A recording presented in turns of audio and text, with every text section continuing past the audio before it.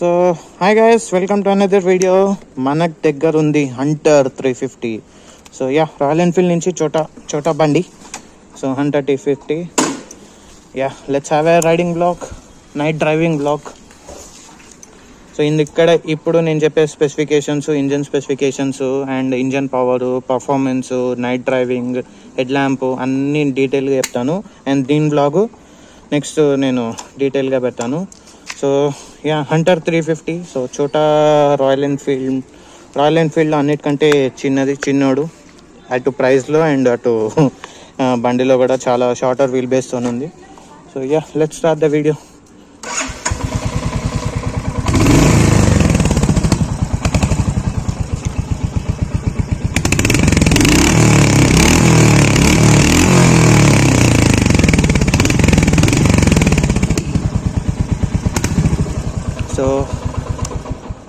So this is the beat of Hunter 350. So let's start the vlog.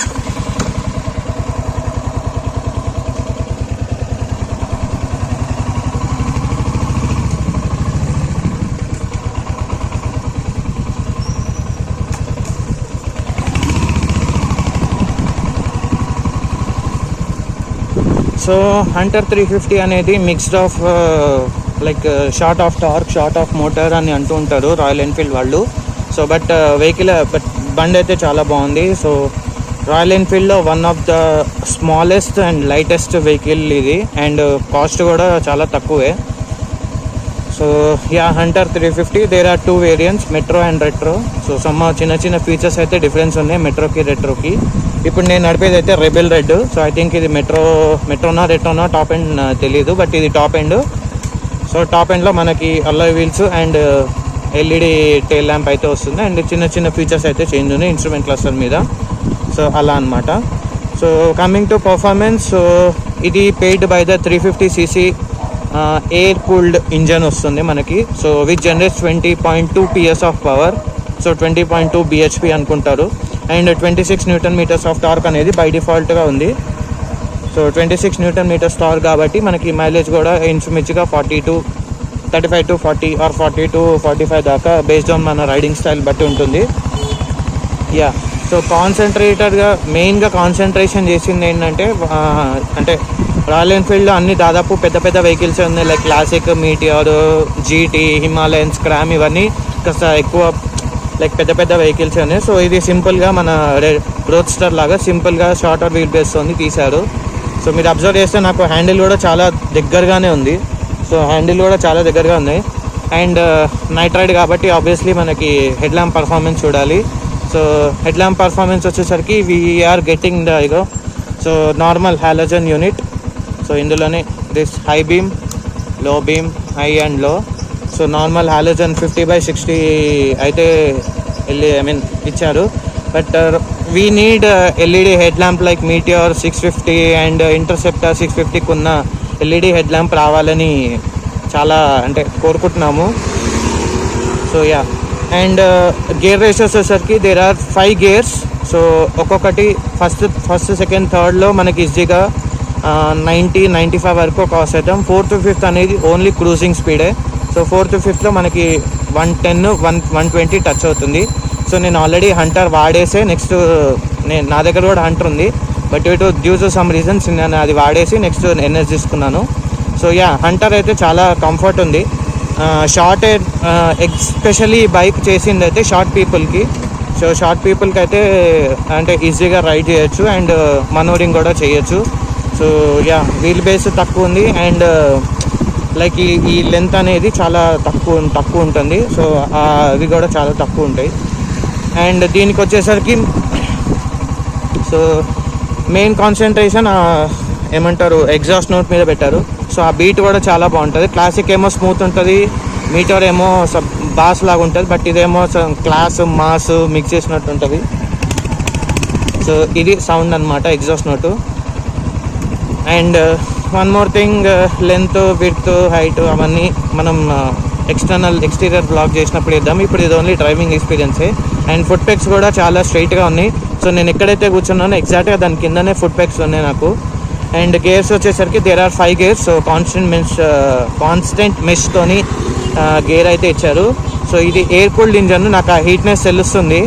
So liquid cool engine ఉంటే బాగుండు, but air cooled ఇచ్చాడు. So వెంటనే నాకు ఇప్పుడు heatness అనేది తెలుస్తుంది. అండ్ ఫ్రంట్ వచ్చేసరికి మనకి telescopic, so let's make and halt here.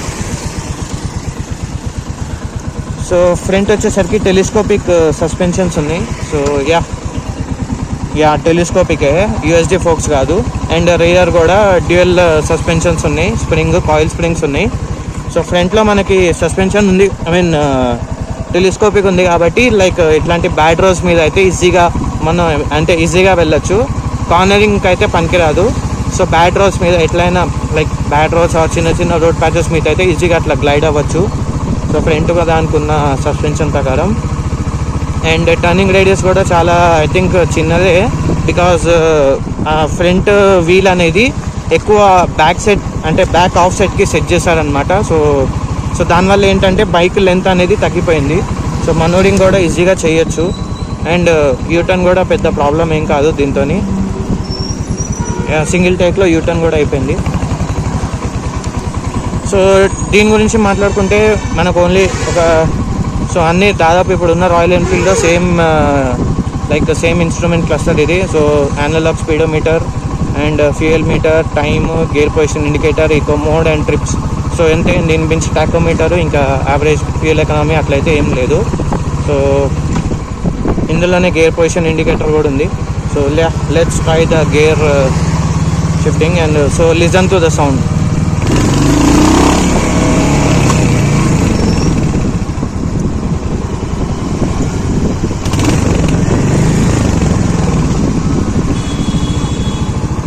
So fuel tank వచ్చేసరికి మనకి 13.5 లీటర్స్తోని ఫ్యూయల్ ట్యాంక్ ఇచ్చాడు. So short of torque, short of అన్ని షార్ట్ లాగా, సో అట్లా అనమాట. సో టాల్ రైడర్స్కి అయితే కొద్దిగా బైక్ అయితే ఇబ్బందిగానే ఉంటుంది. షార్ట్ రైడర్స్కి అయితే బెటర్, బికాస్ లోయర్గా బండి కూడా చాలా లోయర్గా ఉంటుంది. బట్ కొద్దిగా ఏంటంటే హీట్నెస్ అనేది నాకు ఇప్పుడు మోకాళ్ళకి, నా థైస్కి అంత హీట్నెస్ అనేది వస్తుంది because of air cooled engine. So ఎప్పుడైతే మోటార్ రేవ్ చేస్తానో అప్పుడు నాకు ఆ హీట్నెస్ అనేది తెలుస్తుంది.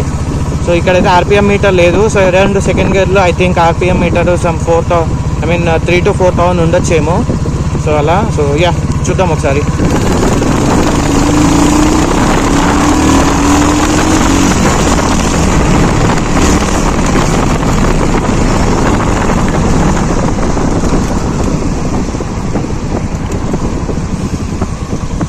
సో ఫ్రంట్ ప్రొఫైల్ వచ్చేసరికి మనకి 90/90 ఆర్ 90/90 సెక్షన్ ఉంటుందేమో. అది నేను ఎక్స్టర్నల్ దీని గురించి మళ్ళీ వాక్ అరౌండ్ చేసినప్పుడు మొత్తం డీటెయిల్స్ ఇస్తాను.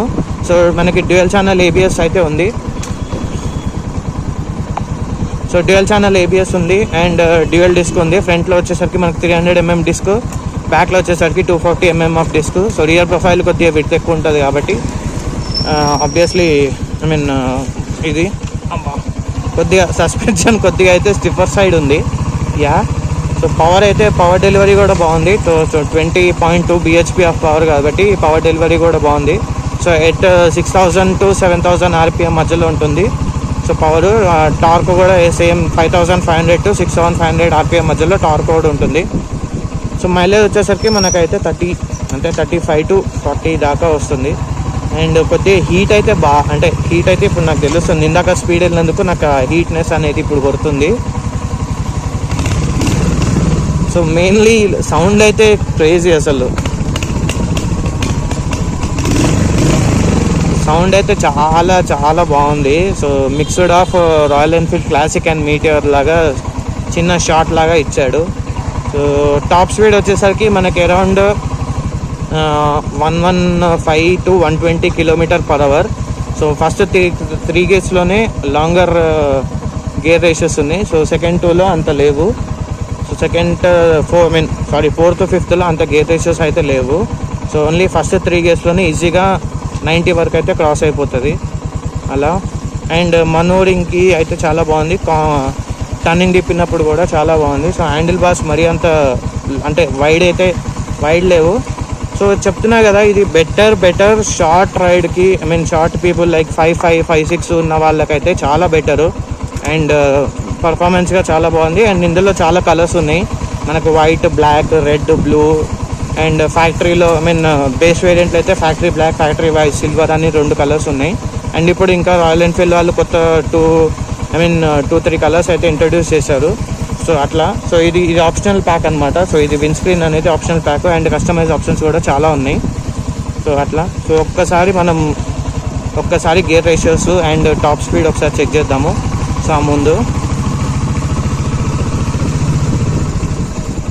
సో హెడ్ ల్యాంప్ అయితే డిసప్పాయింటెడ్ రా. ఎందుకంటే హెడ్ ల్యాంప్ ఇంత అంటే ఎల్ఈడి ఇస్తే బాగుండు అనిపించింది. బట్ ఇంకా హాలోజన్లోనే ఉన్నాడు. ఇప్పుడు వచ్చిన మీటియర్ 350కి కొత్త అప్డేట్లో కూడా ఎల్ఈడి హెడ్ ల్యాంప్ ఇస్తున్నాడు. అండ్ మీటియర్ 650 అండ్ ఇంటర్సెప్టర్ 650 కూడా మంచి ఎల్ఈడి హెడ్ ల్యాంప్తో అప్డేటెడ్ ఉన్నారు. సో ఇది కూడా ఎల్ఈడి ఇస్తే బాగుండు. సో అదొకటి disappoint. And shorter rides and long రైడ్స్కి అయితే కొద్దిగా ఇబ్బంది పడాలి. ఎందుకంటే హీట్ ఒకటి అండ్ వెనకాల సీట్ కొద్దిగా సన్నగానే ఉంది. సో అట్లా. అండ్ మిగతాదంతా ఏం లేదు. So yeah, let's try the top speed and gear ratios. Gear top speed. So RPM meter అయితే లేదు. అరౌండ్ ఐ థింక్ 6000 to 7000 మధ్యలో రేవ్ అవుతుందేమో అని అనుకుంటున్నాను. బికాజ్ ఆర్పిఎం మీటర్ లేదు. మనకైతే ఆర్పిఎం మీటర్ ఉంటే మనం గెస్ చేయొచ్చు కానీ. But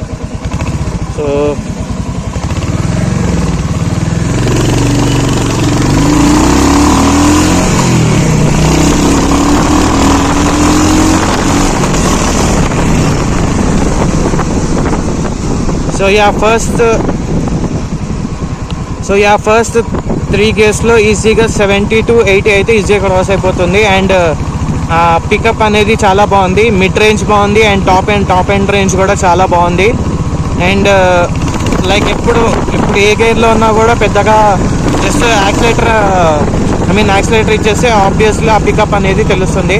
because of light weight and shorter wheel base and like instant pickup లాగా ఇస్తుందన్నమాట.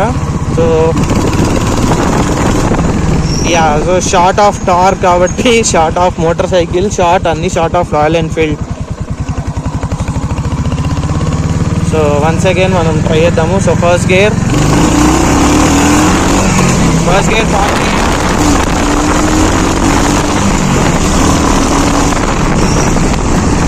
సో సో బ్రేక్స్ కూడా చాలా బాగున్నాయి. అండ్ బ్రేక్స్ కూడా చాలా మంచిగా ఉన్నాయి. నాకు తెలిసి బైబర్ బ్రేక్స్ ఇచ్చి ఉంటాడు. సో బైబర్ బ్రేక్సే. సో అన్ని short of Royal Enfield. So Royal ఎన్ఫీల్డ్లో అందరికంటే చిన్నోడు వీడే. Royal Enfield Hunter 350. So J series engine, classic లాగా జే సిరీస్ అండ్ మీటియర్ లాగా same J series engine. But beat అనేది డిఫరెంట్గా ఉంటుంది. సో బీట్ అనేది ఇప్పుడు మీరు చూసారు టప్ అంటుంది. సో క్లాసిక్ ఇంకా స్మూత్గా ఉంటుంది బీటు. మీటియర్కి ఇంకా కొద్దిగా బాస్ ఉంటుంది బీటు. సో కాస్ట్లో చాలా cheap. One of the cheapest and shortest royal Enfield అనొచ్చు దీన్ని. సో మనం ఇప్పుడు లెట్స్ గో. బ్యాడ్ రోడ్స్ అయితే పెద్దగా ప్రాబ్లం లేదు. స్పీడ్ బ్రేకర్స్ కూడా పెద్ద ప్రాబ్లం ఏం లేదు. సో గ్రౌండ్ క్లియరెన్స్ కూడా యాంపుల్గానే ఉంది. సో అది నెక్స్ట్ నేను బ్లాగ్లో చెప్తాను. ఇప్పుడు ఓన్లీ డ్రైవింగ్ మీదనే కాన్సన్ట్రేషన్ అంతా.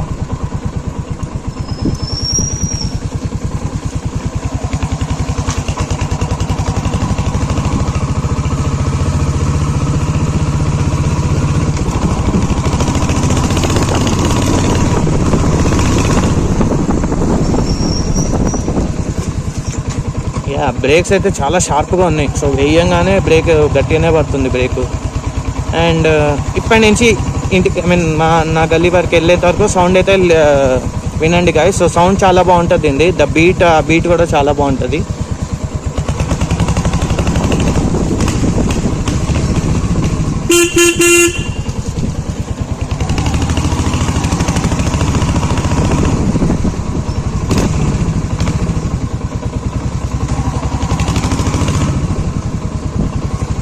So thank you guys, thank you for watching this video.